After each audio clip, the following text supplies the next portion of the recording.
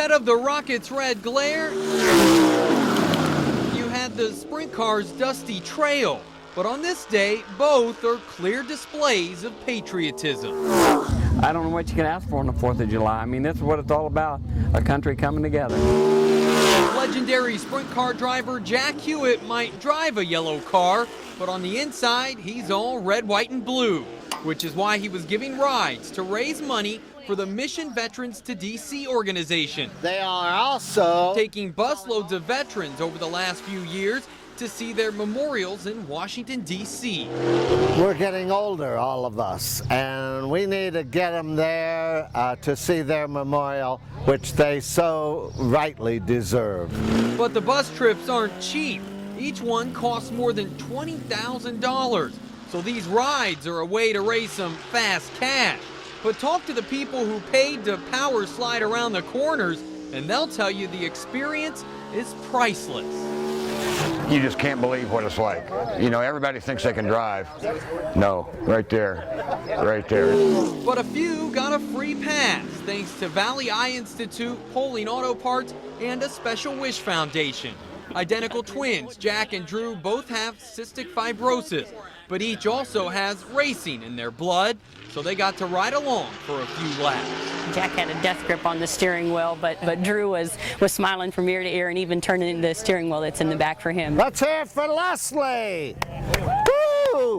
But whether you were a young kid or an Uncle Sam, not even the dust could cloud the meaning of the day. The only reason we're here can do things like this is because of our veterans, and you know, that's what I think makes it special.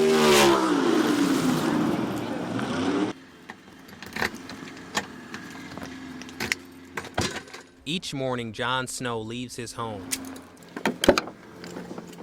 gets in his truck, and heads to Byron Cemetery. Just mainly to water the flowers and just pay my respects. In life, your son was a shining example of all that is best in our land. In rest, may he find the peace we all seek. Sincerely, Barack Obama. I mean, I knew after the Twin Towers fell that he was going to go in the military. But John didn't know his son Jesse Snow would die in Afghanistan, and he'd be left with only medals. Now this is a Purple Heart coin. And memories. I always think of my son and that little red stool right there because that's where he sat on and where we talked. John keeps some of Jesse's belongings locked in a trunk. But this is Jesse's uniform that came back from Dover, Delaware. If only he could do the same with his pain. I mean, I'm not saying it smells like Jesse, but I feel like it was close to him and it was important, so. This is only the third time he's opened the trunk. It is painful. But the pain of an unfinished life is tempered by the promise of one that's about to begin. Jesse's brother is about to become the father of a baby girl. And she'll know exactly who her uncle was and what a hero he was. A hero whose compassion was captured in life and carried over to canvas in death. But he was going to make the country a lot better for just the average child. This is normally a quiet place, reserved for the departed. Specialist Jesse Adam Snow, born April 18th, 1985, killed in action November 14th, 2010. John says November 14th was far too soon for Snow to fall. I love my son so much, you'll never know. And see, I'm pretty good at it. I don't normally do this. I do it by myself, but I miss him. I mean, it's like you expect him to come home, and he gives me that last call. That last call was on Veterans Day, 3 days before a dangerous mission. I said, "What's wrong, Jesse?" He says, "Dad, it's going to be bad." According to reports, Jesse's unit was ambushed. He was killed while using his body to shield a wounded soldier. He was a hero that day on November 14th. Jesse was awarded the Silver Star. I'm very proud of you. You were a good soldier. The rest of the Snow family doesn't know John visits Jesse's grave every day. It's a discreet ritual between a father and son. And every little tear I shed for you, my son. So, I love you, Jesse.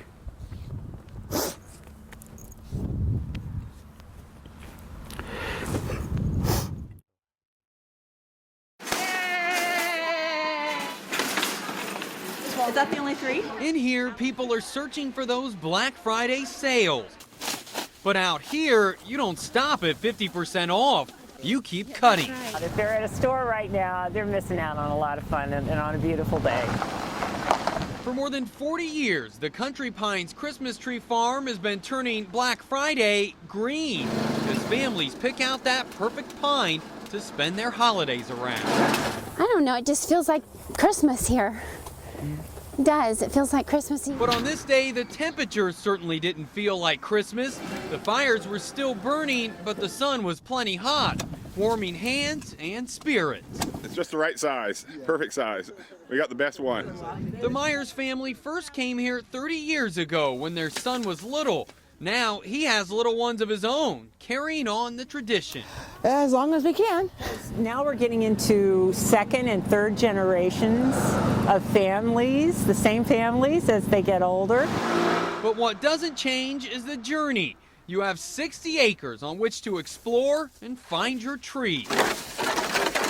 Let's go, get our tree. The Schumachers have been getting their tree here for more than 15 years. Oh, that one's really pretty. That one's nice and fluffy. After you pick the tree comes the hard part, or fun part, depending on your point of view. Let go of it, honey. Yay, all right. This is our favorite part of Christmas, cutting our tree down. All that's left to do is give it a good shake and then bundle it up. Then it's time to go home and hang another year of memories on the tree. Family tradition. It's really all about making a family tradition. How are you? Is this all? Carrie Johnson makes it her business to keep customers happy. Thank you, ladies. That's why Johnson was almost giddy after she got the news. I honestly thought they were kidding. But this is no joke. $2.99 for a gallon of gas. And not just at one station, but 3 on State Route 202 off Interstate 70 in Huber Heights. They just call and they tell us to change prices. We never know when, and when they do go up, they have been jumping 40, 45 cents every time. Managers say it has been a while since gas has been under $3 a gallon. However, research shows that this time last year it was 50 cents cheaper. I guess since it's been a while, people are reacting in a good way. It definitely helps, definitely helps. Lori Townsley and her mother filled up in Indiana last night, so they didn't really need gas, but they couldn't resist the price. Actually, my mom overheard them say it was $2.99 in there, so we had just stopped to use the restroom. I was pretty surprised. I mean, it's the holiday season, so I figured the gas prices would go up. Everybody's going to be driving around. They said today's the busiest day for travel, so I'm pretty excited. So with full tanks, 58.59, I put 19 gallons in. And full of holiday cheer, travelers take off with maybe a little more money in their wallets for holiday shopping. Pam Elliott, 2 News on your side. Hi guys, welcome to the Dayton Air Show. Would you like to buy a program? $5. At the twilight's last gleaming, whose broad stripes and bright stars. I went up last year. I was out here last year and we went up and kind of bring back the experience. We have been serving hot dogs and lemon shake-ups. The heat has been very hot. We've been very fortunate that with the clouds, it's been, and the breeze, it's been very tolerable. Pepsi, that's okay. The bullet, there's an explosive charge on the inside of these, so once it hits, it blows up. 1, 2, 3, all the way down. It's the only way to fly. I can't wait to see the Thunderbirds. As you wave like crazy to Carol as Renegade Red, look, listen, and remember, for we must never forget. I got such a great job. I just was laughing. I was having so much fun. Yes, I'm with you, Priador. Hello, Gates. Well, ladies and gentlemen, have you ever seen a helicopter do that? Here we go. Oh!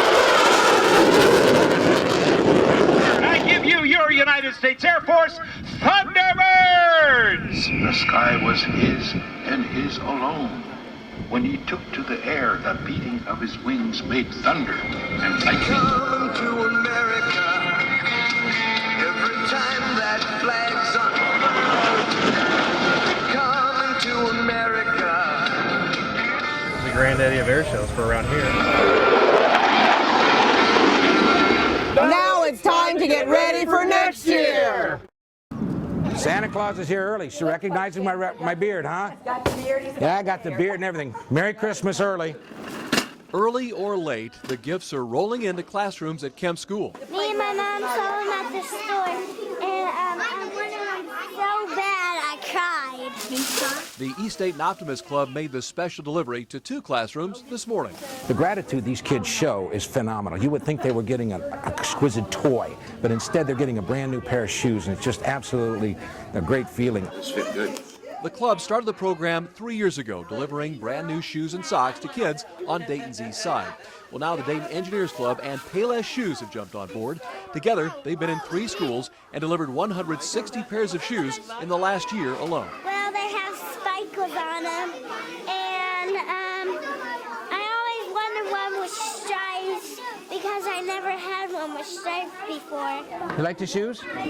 You know what they're going to do, don't you? They're going to make you run faster. Did you know that? Well, you know, times are tough for everybody, and to get a new pair of shoes, it really does save a lot of families from having to spend that extra money, and I'm sure they're very appreciative of that. And our children don't get a lot of new things, and it was very exciting for them to be able to have new shoes and socks. 2, 3.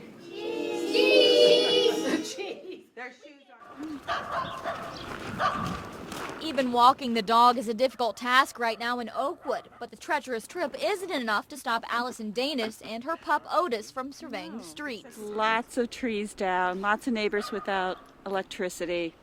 It's bad. Danis says she's lucky. Her home never lost power and damage in her yard is minimal. But that's not the case throughout much of Oakwood. School has been closed here for 2 days now, a rare occurrence in the city where all students walk. It's been horrible. It's a lot of ice and a lot of trees down, and that was our concern, trying to get the limbs up and for the safety of the children. Mark Trusty is head of maintenance at Harmon School. He says fallen trees and icy sidewalks are their biggest cleanup challenge. But with some hard work, he says school should be back in session on Friday. Yeah, that's our plan. Our plan's to be ready and up and going. Street crews are working till midnight on Thursday, hoping to get the sidewalks ready for students in the morning. We cut them up, and he goes by and picks them up and puts them in the box. They're making progress, but cleaning up this mess isn't an overnight job. And the closest thing to this was the windstorm we had a couple years ago. But I myself, think this is a lot worse.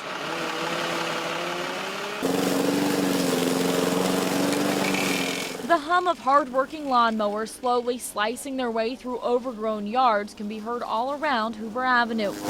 That's where dozens of volunteers like Nolan Lester came to help clean up. I just wanted to lend a hand. Lester's a manager at the Public Library's Western Branch and had his sights set on 2 nearby eyesores. I knew I wanted this one, and I knew I wanted to get to the one across the street too.